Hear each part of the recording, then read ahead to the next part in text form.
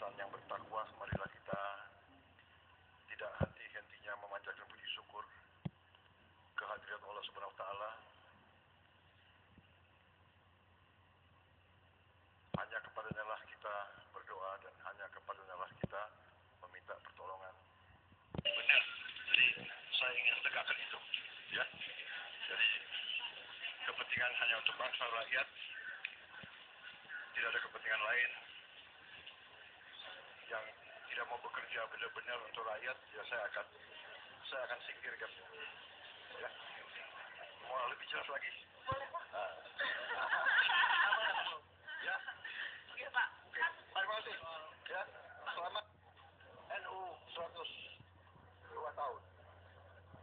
NU kekuatan besar bagi bangsa Indonesia. Terima kasih. Dan ini menarik sekali. Kalau panjenengan tekuni dengan baik, apa yang akan disampaikan ini ada sesuatu yang sangat-sangat menarik. Saya sendiri sangat menarik meskipun bidangnya bukan bidang keagamaan. Saya belajar urusan keagamaan ini. Yai Khalil, monggo saya persilakan. Assalamualaikum warahmatullahi wabarakatuh.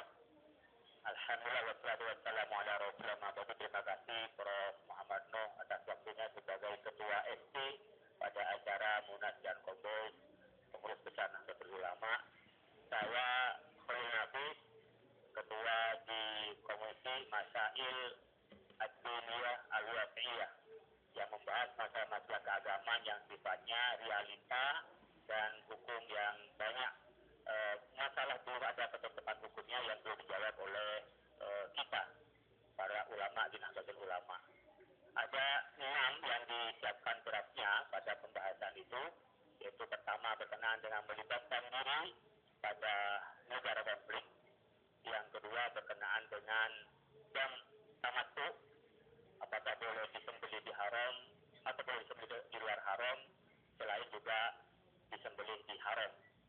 Yang ketiga berkenaan dengan carbon trading, ya penjualan emisi karbon. Yang keempat berkenaan dengan hukum sertifikasi atau kepemilikan laut bagi individu maupun korporasi. Yang kelima berkenaan dengan properti benda tidak bergerak di atas tanah wakaf yang ditujukan dalam komersil. Yang kelima berkenaan dengan zakat uang kertas. Yang pertama berkenaan dengan pelibatan diri dalam konflik itu, dalam arti sipil seseorang ketika ingin terlibat di dalam penyelesaian konflik, ada kalanya itu pelibatan diri dalam bentuk bantuan kemanusiaan, ada kalanya ikut perang. Kalau bantuan kemanusiaan seperti pangan, medis dan seterusnya, maka hukumnya adalah fardhu kifayah. Artinya kewajiban secara kolektif, kita semua wajib untuk terlibat di dalamnya. Tetapi seandainya ada salah satu di antara kita yang sudah terlibat, maka yang lain sudah gugur kewajibannya. Tapi melibatkan diri ikut perang, ya berangkat untuk perang, maka hukumnya adalah haram. Kenapa? Karena dia akan menimbulkan fitnah lebih besar. Berangkatnya ke sana melanggar aturan, belum tentu dia menyelesaikan, bahkan mungkin dirinya hanya mati konyol, bahkan balik ke sini bisa menjadi kombatan dan seterusnya. Itu berkenaan dengan pelibatan diri dalam konflik negara lain. Yang kedua berkenaan dengan dam tamattu. Ini peninjauan kembali yang sudah pernah dibahas pada tahun 2023 lalu di Munas Kompos di Pondok Gede. Nah, hukumnya untuk penyembelihan dam tamattu itu secara berurutan. Dalam kondisi ideal atau ikhtiar, maka wajib disembelih di tanah haram dan dibagikan dagingnya di tanah haram. Ketika ada hajat dari daging dam tamattu itu, maka wajib disembelih di tanah haram, kemudian dagingnya boleh didistribusikan di tanah haram, maka ketika butuh bisa juga didistribusikan di luar tanah haram, seperti ke Indonesia, ke Afrika, ke negara yang membutuhkan. Tapi kalau kondisi dua-duanya tidak memungkinkan, seperti mana tanah haram tidak ada RPH atau tidak ada kambing yang bisa didatangkan ke sana sekian banyak yang dibutuhkan, maka boleh dam tamattu itu, dam haji, karena haji tamattu boleh disembelih di luar haram, disembelih di Indonesia, dan dibagikan daging yang banyak di Indonesia dengan syarat ditetapkan oleh imam. karena ada ulur syar'i atau ulur hissi. Tadi hissi nggak ada barang-barang yang bisa nyampe ke sana, atau syar'i karena di sana memang tidak bisa melaksanakan penyembelihan. Dan siapa yang menentukan ini kembali kepada negara. Itu berkenaan dengan bam tamasuk. Yang ketiga berkenaan dengan karbon. Kita ngerti dalam menjaga lingkungan dan ada di Bali Plan dan juga diputuskan oleh PBB, kita harus menjaga lingkungan dan ada pembatasan emisi karbon. Nah, orang-orang yang punya batas maksimal, ya disebut cap and trade, ya emisi karbon itu ada juga yang modelnya offset emisi. Jadi ada yang kata orang punya emisi pengurangan pemanasan global di efek rumah kaca, kemudian orang menjual dari karbonnya itu. Kami menghukumnya adalah sah dan bagian dari menjual al-huquq al-ma'nawi, hak yang memang nggak tampak secara mata, tetapi dia secara makna ada hak yang bisa dijual. Itu berkenaan dengan perdagangan karbon. Yang keempat berkenaan dengan sertifikat laut. Apakah laut itu bisa diklaim untuk dimiliki sebagian dan seterusnya? Maka laut itu menjadi mal al-mushtarak yang menjadi milik kita bersama, dan itu harus ada pada penguasaan negara, tapi negara tidak boleh dalam hukum Islam memberikan hak milik kepada individu atau korporasi terhadap laut itu.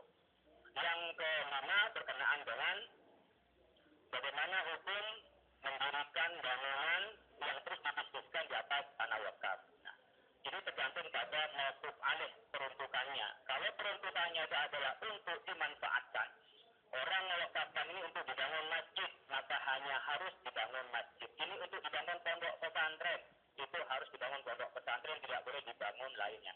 Tapi kalau itu istiqlal, pemanfaatan saya wakafkan tanah ini yang manfaatnya adalah untuk masjid, maka bisa dibangun masjid, bisa dibangun bisnis yang hasilnya untuk membiayai masjid, umpamanya berkaitan dengan pengajiannya, umpamanya dengan bagaimana memelihara, membangun dari tanah wakafnya itu. Tetapi di sini tanah wakaf tetap menggunakan akad sewa dari orang yang bisnis, karena tanah wakaf tidak boleh dijual, juga tidak boleh juga diwariskan, tidak boleh dihibahkan, sehingga posisinya yang membangun di atas ini adalah kerjasama akad hakar namanya, sewa menyewa dengan yang punya tanah wakaf. Nah, berkenaan dengan zakat uang kertas sudah dibahas di Maudhu'iyah, sehingga kami tidak membahas lebih dalam, tapi sedikit kami ada tambahan tadi membicarakan soal kekerasan di lembaga pendidikan. Tidak boleh atas nama pendidikan melakukan kekerasan, tapi ketegasan itu masih bisa. Dan ini nanti akan digali lebih lanjut tentang bagaimana lebih rinci memitigasi dan bagaimana disebut dengan kekerasan, apa itu dengan ketegasan di dalam membentuk disiplin dalam pendidikan itu.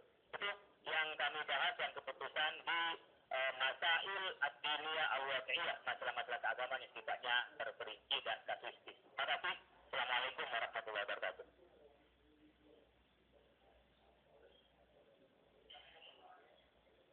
Tanya jawabnya nanti dilanjutkan semuanya dulu. Monggo, silakan. Assalamualaikum warahmatullahi wabarakatuh. Prof. No dan seluruh para kiai punya yang saya hormati. Saya dari Basul Masail Maudhu'iyah yang sifatnya tematik membahas mengenai 5 isu. Saya ingin menjelaskan secara lebih mudah, mudah-mudahan tidak masuk dalam argumentasi yang teknis sehingga wartawan susah untuk mencerna istilah-istilah di dalam fikih dan usul fikih. Yang pertama yang dibahas adalah mengenai tanazul dari Mina dan Musdalifah.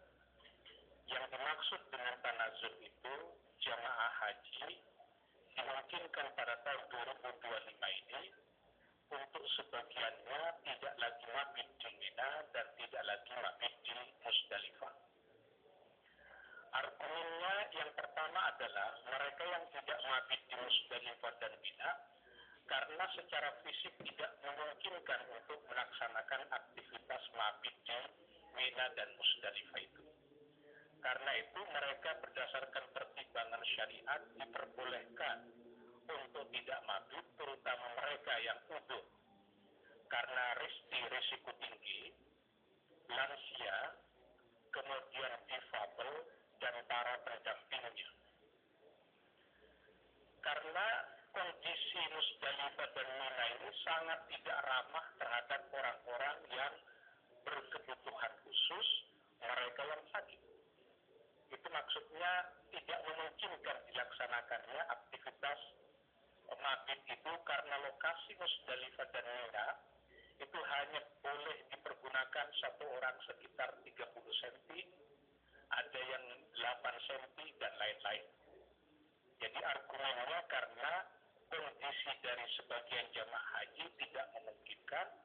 Yang kedua karena tempat dilaksanakannya mabit itu juga tidak memungkinkan. Itu yang pertama. Yang kedua mengenai problematika pajak di dalam Islam. Apakah negara boleh memungut iuran dari warga negara selain zakat? Tadi diskusinya cukup alot. Bisa diambil kesimpulan bahwa di luar zakat, negara boleh meminta pajak pada warga negara jika itu menjadi kebutuhan yang sangat mendesak.